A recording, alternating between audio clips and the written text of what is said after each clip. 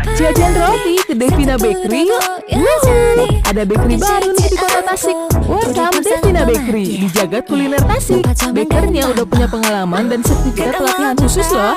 Udah punya sertifikat halal juga, pastinya aman dikonsumsi semua kalangan. Di sini banyak pilihan varian rotinya, dari yang manis sampai asin juga ada.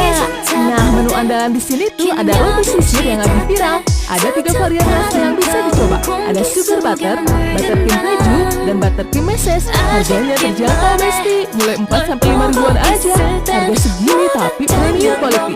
Tekstur rotinya bagus, lembut dan empuknya dapet. Apalagi buat anak-anak, mereka pasti suka deh makan roti sisir kayak gini. Praktis juga enak. Next, jangan lupa cobain roti abon manis dan pedasnya. Kesukaan Mimin sih yang pedas ya, lebih nendang rasa abonnya. Perpaduan abon sama rotinya pas banget. Roti baksonya juga rekomen coy. Roti ini ada isian dagingnya ya, enak bikin lagi. Kalau kamu